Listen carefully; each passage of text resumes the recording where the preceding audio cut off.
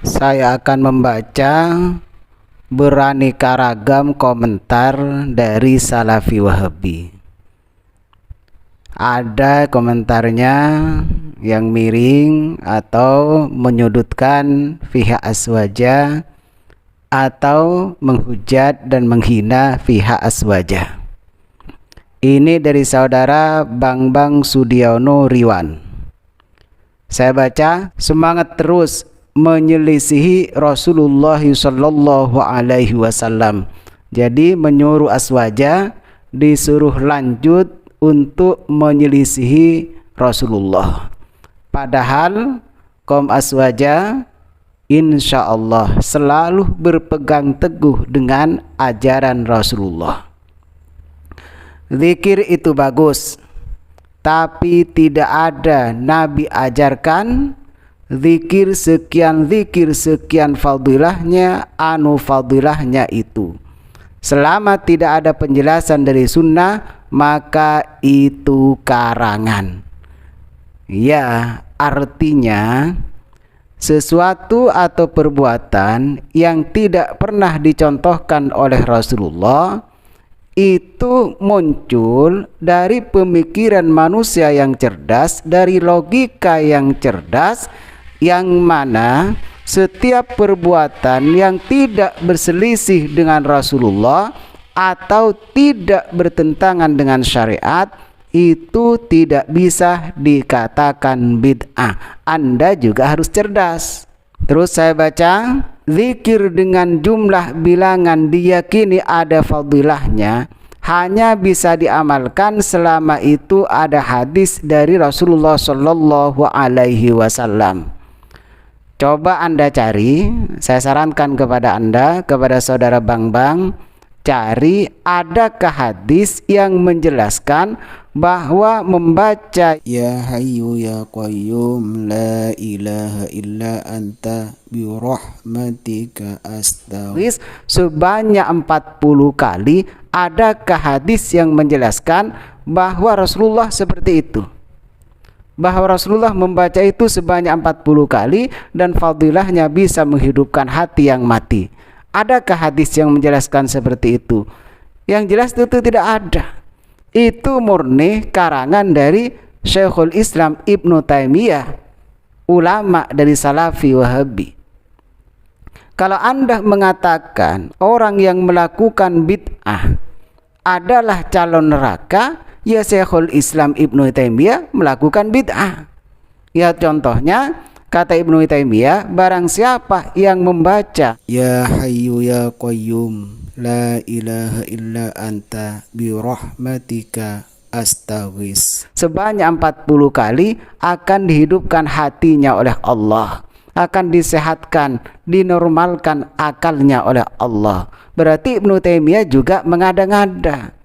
Maka dari itu orang-orang Salafi Wahabi itu terlalu lantang, terlalu tajam berteriak tentang bid'ah, tidak mengikuti panutannya, padahal panutannya sendiri banyak juga yang melakukan bid'ah. Bapak ini mau membantah tapi kelihatan jahilnya, memahami perkataan orang yang sederhana saja gagal. Ini jelas tuduhan kepada saya, Pak Bang itu menuduh saya adalah orang yang jahil. Ya oke, tidak masalah. Kalau bisa Anda itu juga bikin channel atau konten untuk menanggapi video-video saya. Kalau Anda tidak terima, tampakkan, munculkan referensinya, tunjukkan kitabnya, tunjukkan dalil dari Al-Quran. Setiap konten yang mana konten saya banyak menanggapi kedustaan Salafi Wahabi, saya berkewajiban untuk meluruskan. Saya berkewajiban untuk berkata yang sebenarnya, tidak untuk membuat fitnah. Dia bilang jangan fitnah yang ditebar. Semoga Bapak yang di video ini diberi hidayah sunnah, amin. Ini lucu ya. Mungkin itu hanya sekedar saja mendengar konten saya, tidak sampai tuntas. Padahal saya ini menanggapi video dari Salafi Wahabi pasti dengan referensinya, dengan dalilnya. Membantah dari Salafi Wahabi pasti dengan dalilnya. Saya sering bilang, masalah khilafiyah bos itu biasa. Saya tidak mempermasalahkan, tidak akan memperpanjang masalah khilafiyah. Kita perlu untuk saling hormat menghormati, harga menghargai. Yang ditanggapi oleh kami kebanyakan dari Salafi Wahabi itu mengada-ngada iftira, membuat-buat. Seperti Ustadz Subhan Bawazir mengatakan bahwa sholat Idul Fitri bagi kaum wanita hukumnya adalah wajib. Cari Anda di mana itu ada. Di Al-Quran yang jelas tidak ada, hadis juga tidak ada, ijma ulama juga tidak ada. Apakah perlu dibiarkan kalau seperti ini? Apakah tidak perlu untuk direspon? Kasihan sama umat-umat Rasulullah jika jadi korban kebohongan atau kedustaan dari Salafi Wahabi.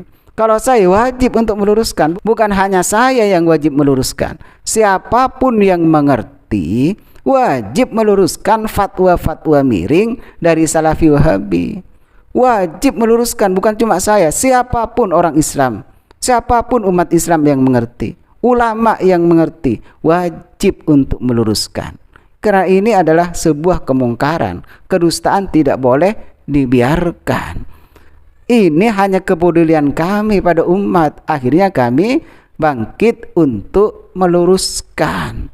Mungkin ulama-ulama yang khas tidak bisa buat konten atau dengan kesibukannya, maka santri-santri sajalah yang maju untuk meluruskan pemahaman-pemahaman Salafi yang keliru dan banyak dustanya. Ini terbalik nuduh saya, padahal dari mereka yang banyak dustanya. Untuk yang mengikuti buta omongan Bapak Kaos Oblong di video ini, saran saya, belajarlah. Carilah kebenaran langsung dari sumbernya, tidak perlu datang ke kajian-kajian, tidak perlu datang ke kajian ustadz-ustadz yang disebut di video ini.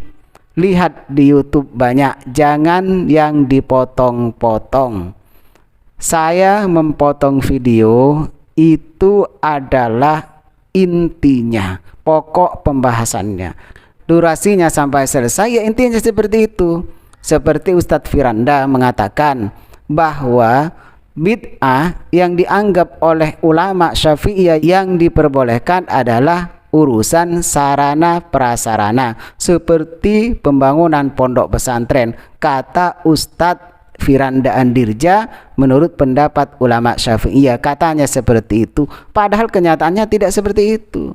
Ustadz Firanda yang jelas berdusta. Ulama Syafi'iyah tidak membagi seperti itu. Apakah itu harus dibiarkan? Maka kedustaan-kedustaan agar tidak menyebar, agar tidak menjadi virus di tengah-tengah masyarakat, harus ditumbangkan, harus disingkirkan. Katakan kepada umat, ini yang benar, ini yang keliru. Ada sudah di video saya itu, sudah banyak di konten saya menanggapi Salafi Wahabi. Kalau yang fitnah, tolong sampaikan kepada saya. Tolong sampaikan, saya tidak akan memfitnah. Bapak Kaos Oblong ini pakai cara usang untuk memfitnah. Na'udzubillahi min dzalik. Saya tidak akan memfitnah. Bahkan banyak dari Ustadz Salafi Wahabi yang memfitnah Ustadz Firanda, memfitnah memfitnah kitab I'anatul Thalibin, tidak paham lalu menyampaikan. Terus Ustadz Badrul Salam LC memfitnah Imam Nawawi, memfitnah Imam Asy-Syafi'i. Saya banyak buktinya. Silahkan belajar biar enggak kemakan hasutan orang-orang yang hatinya kotor dan taklid buta dengan ajaran aswaja palsunya. Ya monggo, kita belajar, cari ilmu, tapi saya sarankan belajarlah ilmu alat, jangan ditinggalkan. Tapi saya sarankan jangan tinggalkan ilmu alat. Belajar ilmu alat sebagai modal untuk memahami Al-Quran, hadis, dan kitab-kitab yang lain agar tidak terjerumus pada kesesatan, agar tidak terjerumus pada kedustaan.